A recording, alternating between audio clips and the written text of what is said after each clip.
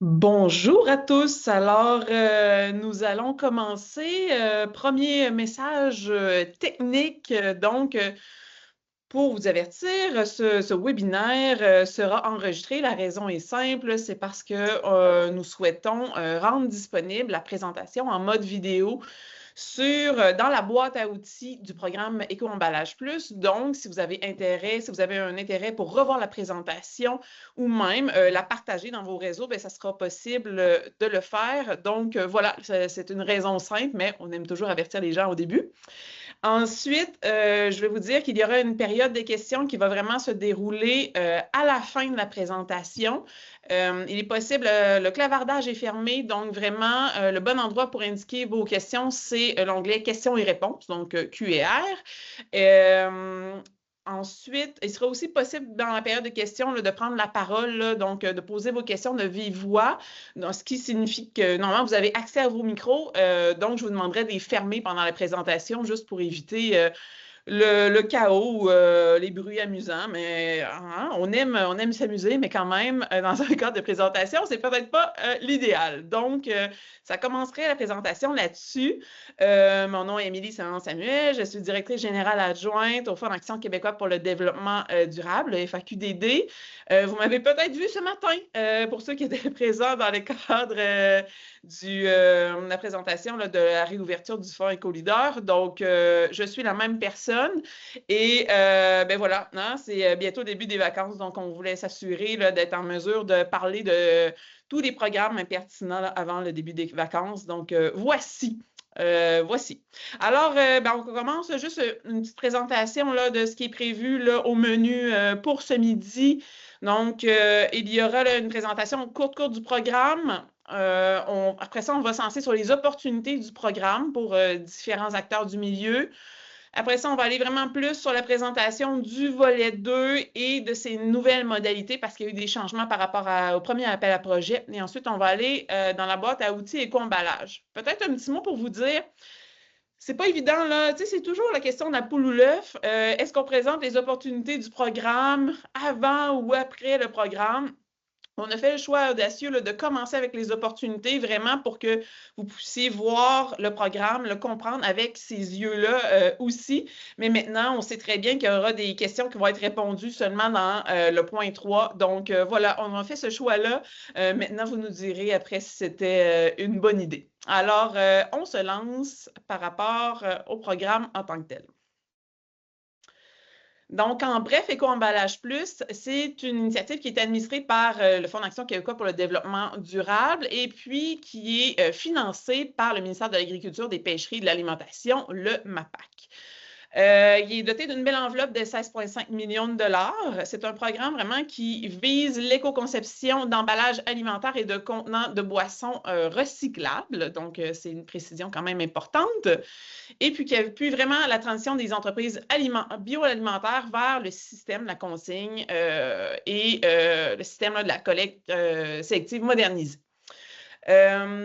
Aujourd'hui, le programme, ce qui est intéressant, ce qui est important de savoir, pour ceux qui étaient là ce matin, c'est qu'il y a beaucoup de similitudes avec le programme de financement du Fonds Éco-Leader. Donc, pour ceux qui le connaissent déjà, ça va être un peu facilitant. Bien sûr, nous autres, on va revenir sur la base. Ce qui est important à savoir, c'est que dans tous les cas, volet 1 ou volet 2, c'est toujours jusqu'à 50 000 $ qui est possible d'aller chercher avec le programme de subvention par entreprise et jusqu'à 75 % des dépenses qui sont admissibles. Donc, vraiment, ça tient pour les deux volets du programme.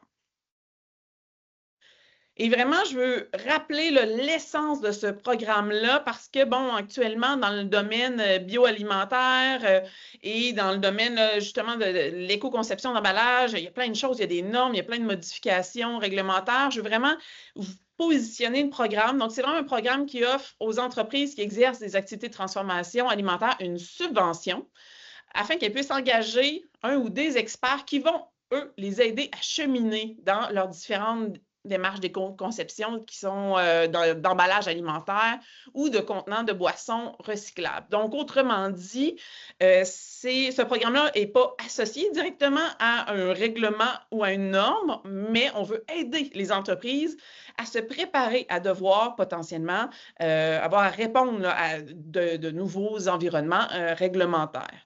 Une chose aussi qu'on doit savoir, c'est que on finance, finalement, les demandes doivent être effectuées, les demandes au programme doivent être effectuées avant la mise en œuvre des activités du projet.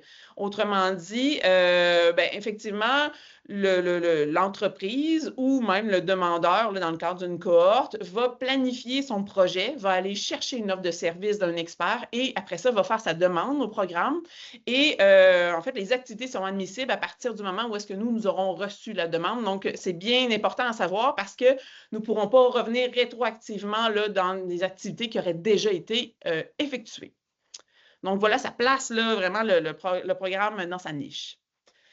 Donc, je vous parle de 2 volets. Le programme Éco-emballage plus vraiment a été scindé en 2. Le volet 1, soutien aux entreprises, c'est un volet très, très plus classique. Donc, c'est une entreprise qui est demandeur, qui souhaite vraiment travailler avec un expert sur les notions d'éco-emballage de ses contenants et emballage. Donc, éco-conception, emballage et contenants. Donc, va déposer en présentant l'offre de service de cet expert-là et après ça, après validation, pourra réaliser les différents services et obtenir la subvention. Ça, c'est vraiment un volet qui est en dépôt en continu. Après ça, on a un volet 2 qui est le soutien à l'innovation à portée collective. Le but de ces projets-là, c'est encore d'aider les entreprises à travailler avec un expert ou plusieurs experts, mais la petite différence, c'est qu'il y a un coordonnateur, en fait, qu'il y a un demandeur qui a un coordonnateur de cohorte qui va vraiment avoir comme responsabilité de déposer la demande, de faire le pont avec le FAQDD pour faire la reddition de compte, mais aussi d'organiser tous les services de l'expert, de s'assurer que chacune des entreprises bénéficie de l'expertise qui est prévu, donc qui est un facilitateur pour la réalisation de la fameuse demande. L'autre but du volet 2, c'est de créer vraiment un effet boule de neige.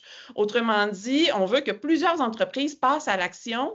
C'est des entreprises qui auront des enjeux communs. Donc, par exemple, ça peut être avoir un même type de produit, ça peut être être intéressé par le même type d'emballage qui sera éco-conçu. Parfois même, ça peut être des enjeux géographiques. Donc, vraiment, l'objectif, encore une fois, c'est ça, que plusieurs entreprises passent à l'action et que l'environnement, l'écosystème des entreprises en transformation alimentaire puisse voir ce passage à l'action-là, être inspiré, puis après ça, justement, réaliser des projets et qu'il y ait une propagation, c'est un terme qui est un peu difficile avec les années qu'on vient de connaître, de l'éco-conception d'emballage au Québec. Ce volet 2-là, il y a un appel à projet qui est en cours actuellement, donc du 3 juin au 15 août, parce que c'est associé vraiment à l'évaluation d'un comité de sélection, ce qui est différent du volet 1. Puis, à savoir que c'est possible de déposer un projet au volet 1 et au volet 2 en simultané, mais pas 2 fois dans le volet 1 ou pas 2 fois dans le volet 2. Là, donc, il faudrait que ça soit là, en fait là, en séquence dans le temps, là, tout simplement. Donc, on se lance dans les opportunités du programme. On a essayé de penser aux différents acteurs qui pourraient être intéressés à ce programme-là et comment ils pourraient trouver un intérêt à collaborer dans le cadre d'Éco-emballage plus. Donc, on va s'intéresser à 4 types d'opportunités. Les entreprises qui exercent des activités de transformation alimentaire. Donc, c'est vraiment elles que le programme vise. Donc, ça, c'est assez classique. Les associations sectorielles et autres organismes représentants des entreprises, notamment dans un but d'être un demandeur pour un projet de cohorte. Les experts en éco-conception d'emballage et les autres acteurs du milieu. Donc, on va s'intéresser à ces 4 cas de figure-là. Donc, pour une entreprise qui exerce des activités de transformation alimentaire, le programme a vraiment différents avantages. Bien sûr, ou moindre, parce que l'objectif, c'est justement d'offrir une subvention et donc de réduire les coûts d'expertise. C'est d'avoir un accès facilité à une technologie dans leur domaine, dans le domaine de l'éco-conception d'emballage. C'est d'obtenir du soutien concret pour modifier justement les emballages, les contenants. Et puis tout ça, bien, notamment dans un but d'adéquation avec le système de collecte sélective et de consigne québécois. Bénéficient, comme on disait, d'une expertise pointue par rapport à leurs besoins, parce qu'on sait très bien que les emballages vont avoir une interaction avec l'aliment. Donc, effectivement, ce n'est pas quelque chose qui peut se faire de manière... en fait, il faut creuser parce que le choix de l'emballage va avoir un impact. C'est important que l'emballage soit éco-conçu, mais on veut qu'il soit en bonne adéquation avec le produit, finalement. Ça permet aussi d'intégrer les bonnes pratiques liées à l'éco-conception et se préparer à des changements réglementaires qui arrivent. On sait qu'il y a des choses au niveau provincial, au niveau international, au niveau fédéral. On va en parler un petit peu plus tard. Et potentiellement bénéficier d'un bonus incitatif à l'éco-conception. Puis ça, c'est en lien avec justement le travail d'Éco-entreprise Québec. Ensuite, bien sûr, c'est obtenir du soutien financier pour plusieurs types de dépenses. Vous allez voir avec la présentation de ma collègue tantôt qui va parler des dépenses admissibles. Réaliser un projet de longue durée. On disait qu'il faut creuser pour les projets d'éco-conception d'emballage. Donc, la bonne nouvelle, c'est qu'on a jusqu'à janvier 2026 pour réaliser des projets. Donc, les tests et essais sont possibles. Et puis, globalement, pour une entreprise, c'est d'aller toucher tous les avantages des projets en éco-responsabilité de manière générale. Donc, c'est-à-dire avoir accès à différents marchés, donc qui demandent, qui ont une préoccupation, et même par rapport à la clientèle, aux attentes de la clientèle, qui demandent de plus en plus à ce que les emballages soient revus dans les bonnes pratiques d'éco-conception. Ça peut être d'avoir accès à du financement ou à des subventions. On parle de plus en plus d'éco-modulation, on parle d'éco-responsabilité. Donc, des incitatifs, finalement, on peut recevoir plus de subventions dans certains cas quand on met en place des pratiques éco-responsables ou dans ce cas-là d'éco-conception. Donc, c'est à prendre en compte.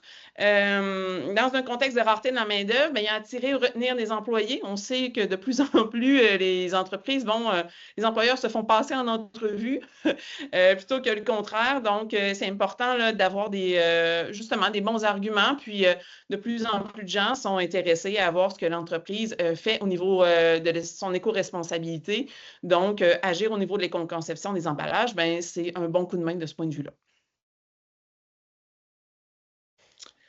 Au niveau des associations sectorielles ou d'autres organismes qui sont en mesure de réunir et de représenter des entreprises dans le domaine de la transformation alimentaire, les différents avantages sont vus beaucoup comme dans le cadre d'être un demandeur dans le cadre d'un projet de volet 2, c'est-à-dire de représenter des entreprises, de les regrouper dans le cadre de différents projets d'éco-conception des emballages.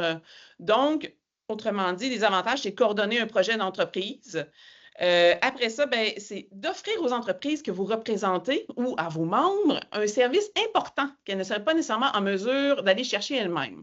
On le voit très bien, les entreprises du secteur sont extrêmement sollicitées. Elles doivent s'adapter à beaucoup de choses en ce moment, n'ont pas nécessairement les ressources en interne pour s'intéresser à à cette thématique-là qui est extrêmement précise. Donc, en étant coordonnateur de cohorte, vous prenez finalement sur vous l'idée de dire, OK, je vais créer un projet, je vais recruter des entreprises, je vais créer le bon expert, je vais recruter le bon expert pour répondre aux besoins des entreprises qui participent à la cohorte. Je vais m'assurer que chacun bénéficie des services de l'expert et en plus, je vais m'occuper de la reddition de comptes. Donc, autrement dit, c'est un service clé en main que vous offrez aux entreprises que vous représentez ou à vos membres.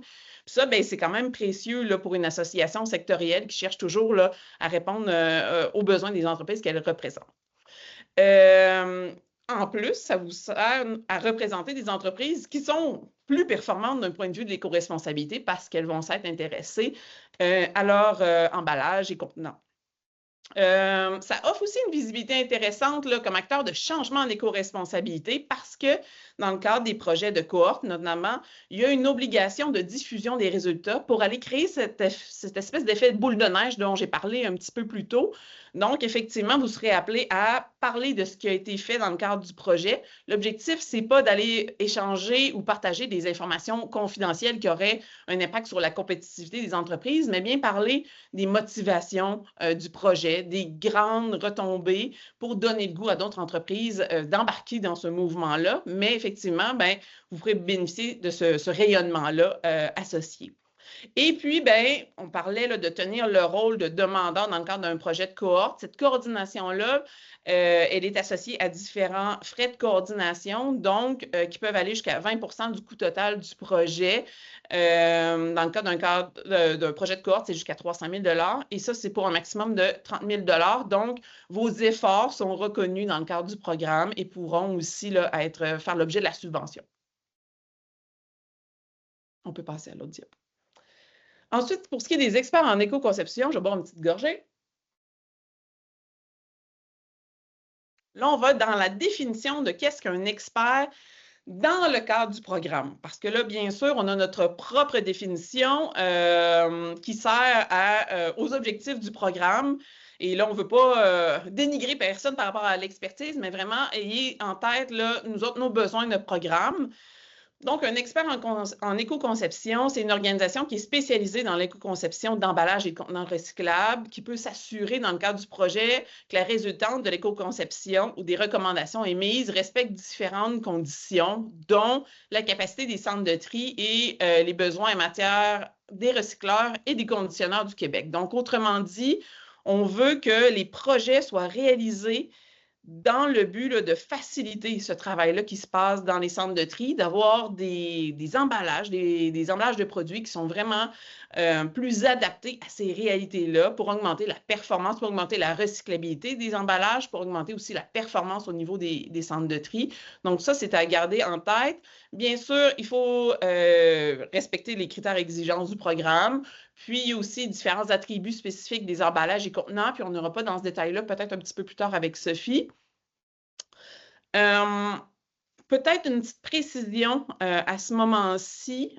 Pour être reconnu comme expert, on sait que les fabricants d'emballages et de contenants peuvent jouer un rôle super intéressant, sont en même d'offrir une expertise. Dans le cadre du programme, on souhaite que spécifiquement, là, les fabricants puissent avoir une offre de consultation qui est externe ou détenir une capacité de recherche et développement. Le but est assez simple, c'est qu'en fait, on veut que ces fabricants-là soient capables d'aller au-delà de leur offre en produits actuels. Et tout ça, c'est pour vraiment être capable de répondre aux besoins précis des entreprises en matière d'emballage. Donc, effectivement, est-ce que la solution sera un emballage qui est déjà dans votre éventail? Peut-être, mais on veut qu'il soit possible d'aller chercher toutes les démarches possibles. Puis si c'est le cas, peut-être aller au-delà de ce qui existe pour vraiment répondre aux besoins de l'entreprise. Donc, voilà, ça vous explique le pourquoi du comment on vous demande cette information-là supplémentaire. Ensuite, au niveau des experts, la petite différence qu'il va y avoir, c'est qu'il y aura des experts qui peuvent être présents sur le répertoire des experts d'Éco-Emballage Plus. Ce répertoire-là, il est nouveau. On l'a mis en ligne il y a quelques semaines. Il a été vraiment créé pour répondre aux besoins des entreprises. C'est-à-dire que, bon, bien sûr, en tant qu'administrateur du programme, la FAQDD, on reçoit beaucoup de questions, puis on s'est rendu compte que y a beaucoup d'entreprises qui se disaient « OK, je suis intéressée à travailler en éco-conception des emballages, mais je ne sais pas avec qui faire affaire. » Notre objectif au FAQDD, c'est de ne pas privilégier un expert par rapport à un autre, mais c'est bien d'offrir différentes options, puis laisser à l'entreprise le choix de choisir l'expert qui lui convient le plus. Donc, c'est pourquoi on a créé ce répertoire-là, dans lequel il est possible de faire des recherches par région dans laquelle on va obtenir des services ou par activité qui nous intéresse. La bonne nouvelle, c'est qu'il est possible de déposer une demande pour devenir expert dans le répertoire en continu. Donc, si vous n'êtes pas déjà sur le répertoire, il y a un bouton sur le site web là, qui peut vous aider à déposer une demande. Donc, c'est des choses qui peuvent être modifiées là, dans les prochains jours là, sans problème. Une chose à prendre en compte, c'est que pour être inscrits au répertoire d'Éco-emballage plus, les experts doivent être capables de réaliser au moins, je pensais que je me suis trompée, c'est 2. Voilà, hein? 2 des 3 activités obligatoires du programme. On reviendra sur ces activités obligatoires-là, c'est-à-dire être capable de faire des études et analyses, des recommandations concrètes et des plans d'action concrets.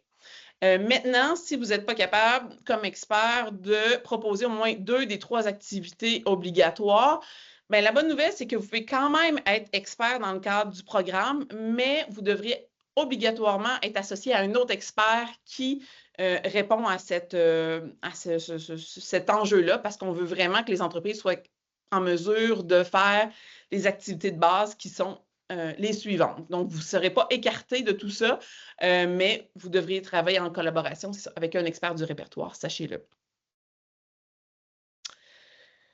Donc, au niveau des avantages, pourquoi?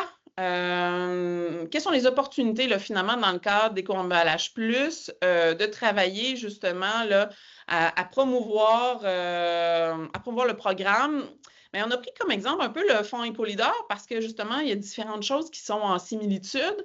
Ce qu'on a pu voir dans le cadre de cet autre programme-là, c'est que c'est vraiment une capacité, en fait, une opportunité pour accéder à du développement d'affaires. Et ça, c'est vraiment, vraiment le cas. Ce qu'on voit, c'est que le programme génère une demande supplémentaire pour les services parce que les entreprises peuvent voir vraiment un avantage à mettre en priorité ce type de projet-là parce qu'il y a de l'aide financière pour le faire. Et aussi, c'est une possibilité de présenter certains de vos services en mentionnant qu'ils pourraient être potentiellement, ça c'est sous réserve de l'analyse du projet, admissibles au programme. Puis là, on parlait jusqu'à 75% des frais admissibles.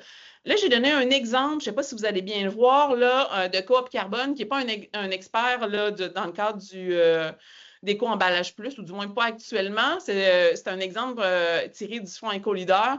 On voit que dans cet exemple-là, Coop Carbone, justement, en avait profité pour parler du programme, dire qu'effectivement, il existe des subventions qui sont possibles pour les entreprises et en profiter pour faire un clin d'œil en disant chez Coop Carbone, nous avons la possibilité de vous aider à réaliser les différentes activités du programme qui pourraient être potentiellement admissibles là, justement à la subvention. Donc, vraiment, ça, c'est du bon développement d'affaires et on l'a vu beaucoup dans le cadre du fonds Éco-Leader. Nous, quand c'est bien fait, c'est des choses qu'on considère positives. On appelle ça un peu des ambassadeurs de programme. Donc, ça nous sert à faire rayonner le programme, mais ça sert aussi aux experts à faire rayonner leur offre de service. Donc, encore une fois, quand c'est fait dans les règles de l'art, on est tout à fait à l'aise avec ça. Et puis, ben, sachez que les experts peuvent être coordonnateurs de cohorte, on y reviendra, mais toutes les activités, toutes les opportunités dont j'ai parlé liées à la coordination d'une cohorte s'appliquent aussi aux différents experts. Puis peut-être un petit plus pour les experts qui sont inscrits au répertoire, c'est une visibilité accrue de votre offre de service parce qu'effectivement, votre nom figure sur le répertoire. Donc, c'est un petit clin d'œil en plus. Pour les fabricants d'emballage et de contenants recyclables, les différentes opportunités, c'est accéder aux opportunités associées aux experts en éco-conception dont j'ai parlé juste un peu avant, là, avec les différentes modalités qui s'appliquent. Donc, comme on disait, c'est des opportunités de développer des affaires, faire du développement des affaires, mais aussi des opportunités de recherche et développement de nouveaux emballages et contenants parce qu'effectivement, en étant associé à des nouveaux projets d'entreprise, ça vous permet de travailler sur différents autres produits. Notre but, ce n'est pas de financer votre recherche et développement à vous de produits, mais bon, on va se dire de manière indirecte, en finançant des projets concrets, ça peut aider aussi à un niveau compétences et tests et essais chez vous. Donc, je pense que c'est un avantage aussi. De manière globale, c'est aussi d'avoir accès à un bassin plus bas d'entreprises intéressées aux emballages et contenants recyclables éco-conçus. Donc, même si vous n'êtes pas expert, bien sûr, l'objectif du programme, c'est que plus d'entreprises s'intéressent à ce type d'emballage-là. Et si c'est le cas, c'est potentiellement plus de clients pour vous, là, dans un terme là, vraiment, c'est ça, d'emballage éco-conçu. Et finalement, les autres acteurs du milieu, On parlait notamment même des imprimeurs. Sophie, que vous avez probablement vu promouvoir le programme au quotidien, et Andréane aussi. Me parlait notamment les imprimeurs avaient des questions, mais il y a d'autres groupes qui ont des questions. Ben, dans ce cadre-là, je dirais aussi avoir accès à un bassin plus vaste d'entreprises intéressées par ces emballages et contenants éco-conçus.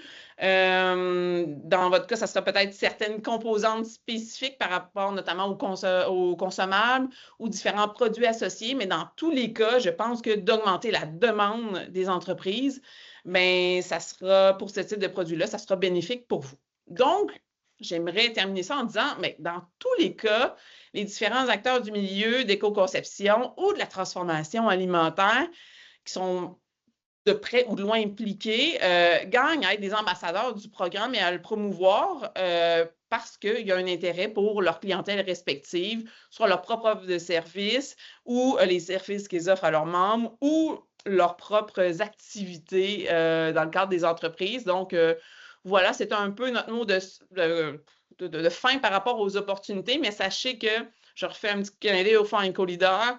On a vu beaucoup les différents acteurs du milieu être promoteurs de ce programme-là qui fonctionne extrêmement bien et qui permet vraiment d'apporter, on va dire, de l'eau au moulin là, dans vraiment toutes les sphères. Donc, on espère que ça soit la même chose pour Éco-emballage plus, tout simplement.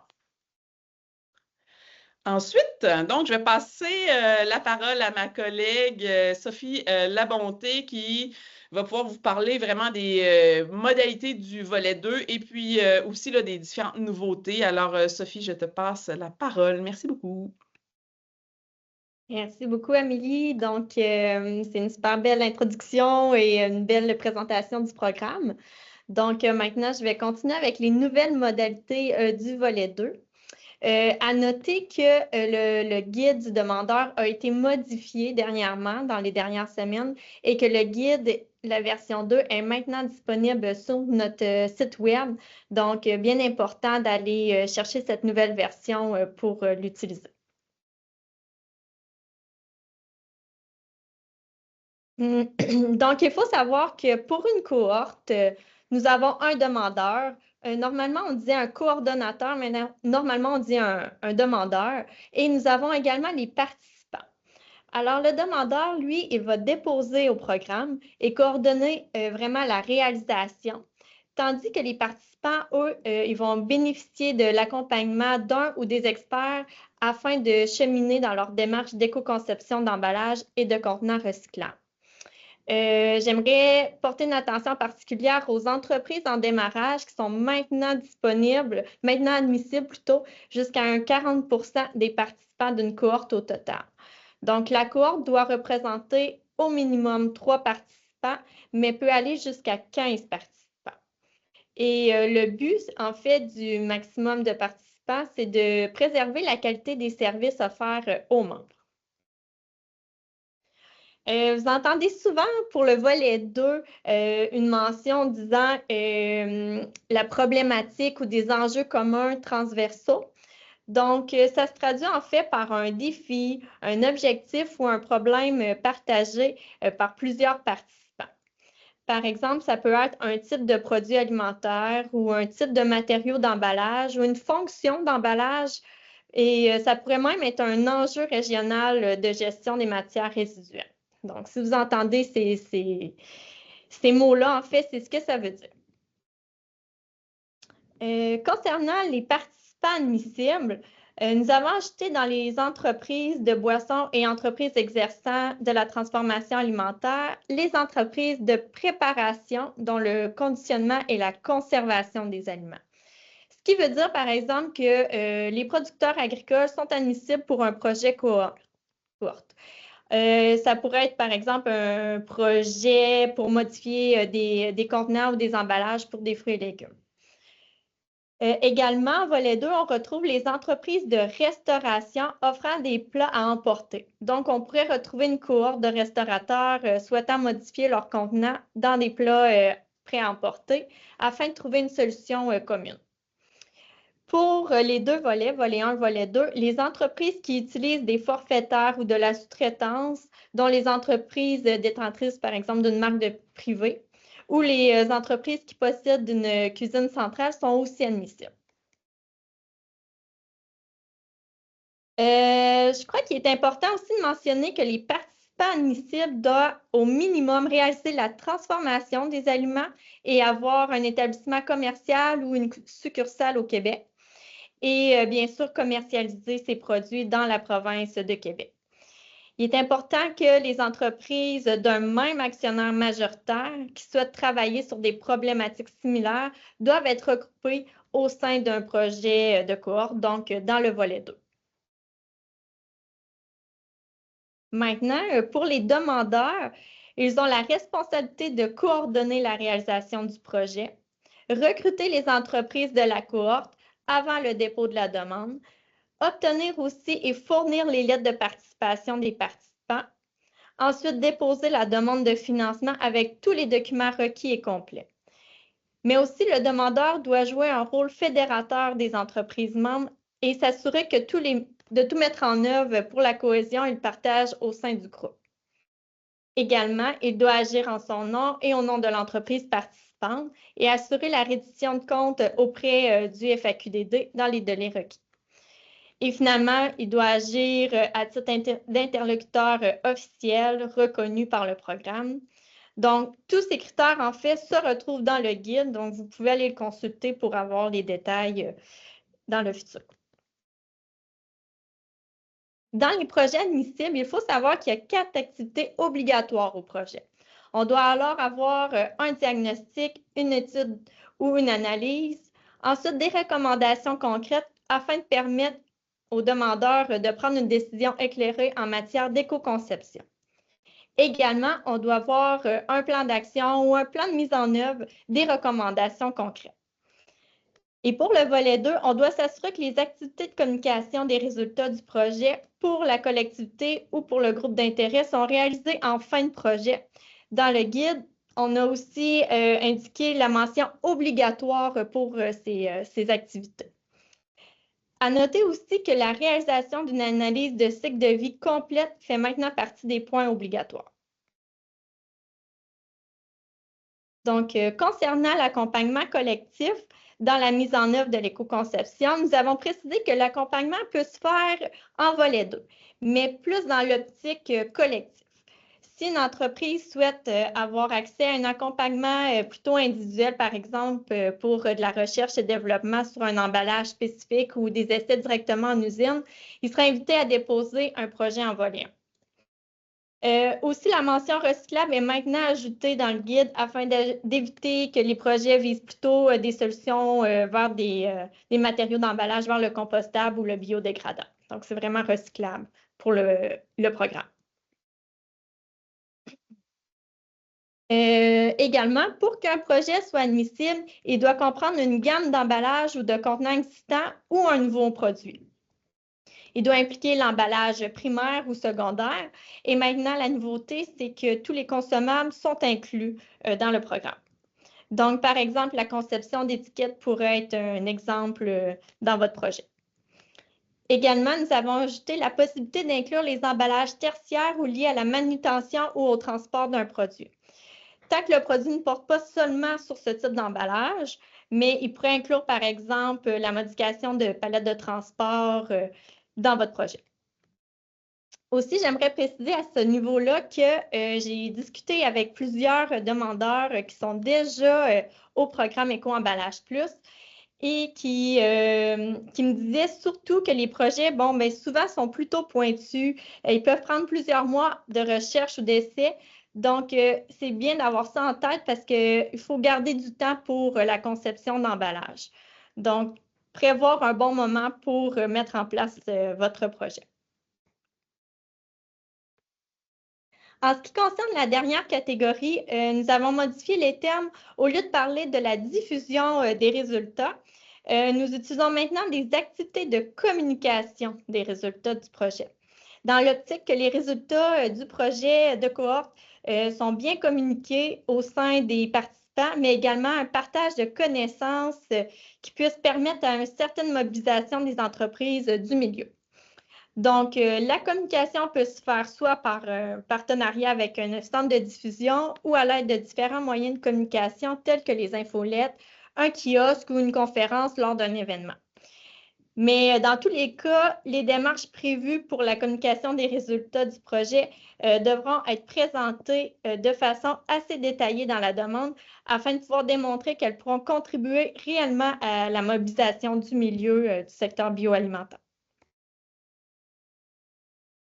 Il est à noter que les salaires associés aux activités de communication pour le demandeur sont compris dans les frais de coordination du projet. Donc, le demandeur peut aussi présenter des frais de communication externes, par exemple pour un soutien d'un expert pour la rédaction ou des éléments de communication, si on veut. Ça peut être aussi la réalisation d'une vidéo par une firme spécialisée ou des frais de participation à des événements pour présenter le projet. Donc, lors du rapport final, seuls les frais externes facturés peuvent être reconnus comme des dépenses admissibles. En ce qui concerne la procédure de dépôt de la demande de subvention, je ne passerai pas tous les points, mais sachez que nous avons révisé les documents exigés lors du dépôt de la demande. Donc, sur notre site Web, vous pouvez trouver les étapes à suivre, également les formulaires à remplir, des exemples de lettres ou de documents à fournir. Par exemple, vous pouvez consulter un modèle de lettre à fournir pour les participants ou des informations pour comment soumettre une soumission de l'expert. Ici, Amélie, tout à l'heure, en a parlé un petit peu, mais je voulais quand même le soulever une deuxième fois. Donc, c'est bien, les entreprises participantes ont jusqu'à 50 000 et jusqu'à concurrence de 300 000 par cohorte. Ce montant maximal inclut aussi les frais de coordination du projet du demandeur, qui est maintenant de 20 du coût total du projet et peut représenter jusqu'à un maximum de 30 000 par cohorte. Donc, ce montant est vraiment dédié aux demandeurs de cohorte. Concernant les dépenses admissibles au projet, nous avons retiré les pourcentages reliés à chacun des frais. Donc, pour la formation, le matériel et les frais reliés à la communication des résultats, il n'y a plus de pourcentage dans les guides. Cependant, nous souhaitons que les projets soient quand même axés qu'ils ne soient pas axés seulement sur de la formation auprès des entreprises. On veut que les projets soient concrets et qui apportent des solutions aux entreprises. Et pour terminer, à la section 5.14, les versements de l'aide financière se fera en 2 étapes. Donc, on n'exige plus de rapport intermédiaire. Toutefois, si on voit que le projet est d'une grande envergure ou plutôt complexe, on va probablement demander un rapport intermédiaire simplement pour bien suivre le projet. À noter aussi que la mise à jour des documents exigés sont dans le rapport final, alors bien vouloir en prendre connaissance à ce moment-là. Notre dernier point, en fait, c'est une petite mise à jour pour la boîte à outils Éco-emballage Plus. Donc, vous retrouverez sur notre site Web, dans la boîte à outils, beaucoup d'informations en lien avec le programme, dont les webinaires précédents pour différents sujets, volet 1, volet 2, il y a plusieurs informations, mais aussi sur l'éco-conception, dont les fiches techniques faites par l'ITEGA ou d'autres compléments d'informations très pertinents à consulter. On a également une brochure que nous avons créée en collaboration avec Éco-entreprise Québec et le MAPAC qui se retrouve dans la boîte à outils. Donc, la brochure explique très bien en quoi consiste l'éco-conception, mais aussi le programme d'aide financière. On trouve aussi de l'information au niveau de l'usage du plastique, les obligations, les bonus offerts aux entreprises et les dates importantes à retenir.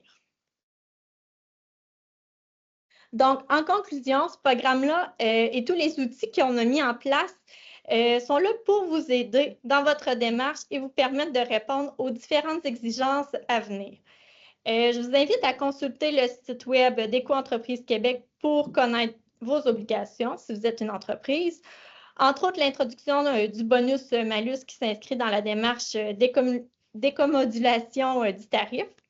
Le malus est une mesure financière visant à décourager le choix de matière qui n'est pas recyclable, par exemple, et dont les entreprises seront pénalisées par une contribution payable si le choix d'emballage n'est pas approprié pour le recyclage, les centres de tri.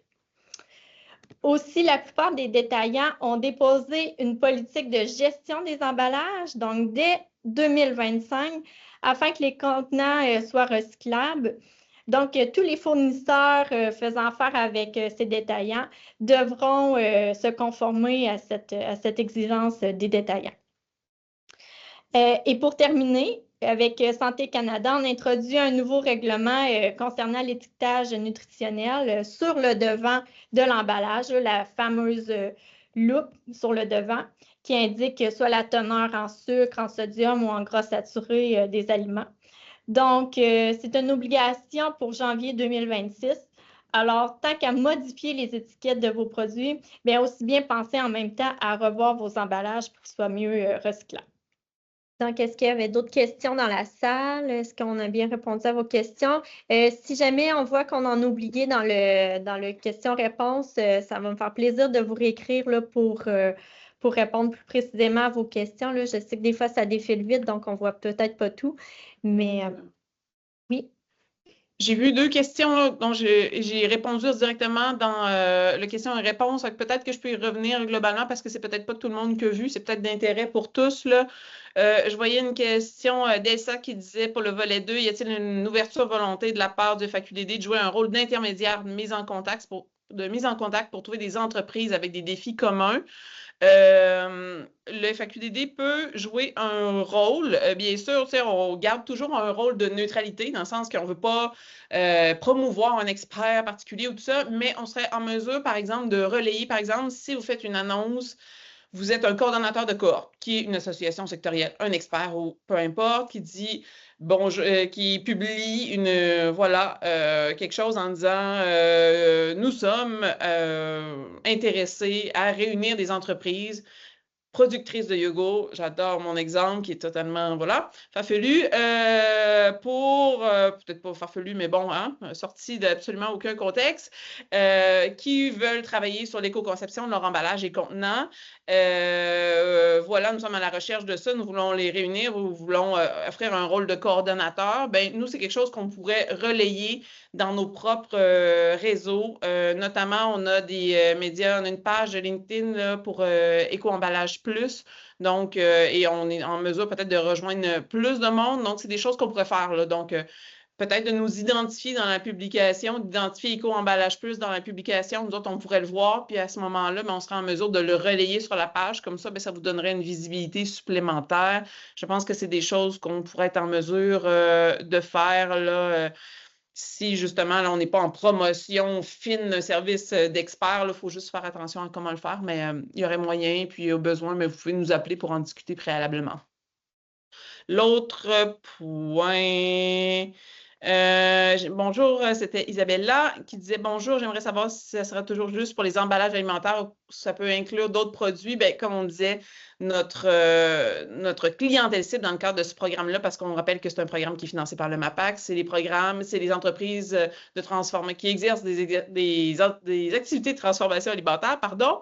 Alors, bien sûr, on parle des emballages et des contenants de ces entreprises-là. Et comme je vous le disais, si vous sortez de ce cadre-là, tantôt on parlait de l'alimentation animale ou des biofertilisants, si ma mémoire est bonne, heureusement, il y a d'autres aussi programmes qui peuvent exister. Je vous parlais du fonds Éco-Leader parce qu'on l'administre aussi, puis je sais que ça pourrait être admissible. Donc, mais dans le cadre d'Éco-emballage plus, vraiment, on parle entreprises exerçant des activités de transformation alimentaire. Alors, voilà, c'est juste que j'avais répondu à l'écrit, mais je ne suis pas sûre que tout le monde avait vu, donc je voulais prendre le temps de bien y répondre. Alors, je pense qu'on a terminé. On a déjà dépassé 13 heures. Donc, je vous remercie d'être présent à notre webinaire de ce midi. Si jamais vous avez des questions, je reste disponible à vous répondre. On peut prendre des petites rencontres Teams aussi individuelles pour bien parler de vos projets. Ça me fait toujours plaisir de bien vous indiquer les procédures à suivre, puis les critères du guide. Donc, n'hésitez pas, on est là pour vous soutenir dans vos projets s'il y a de besoin.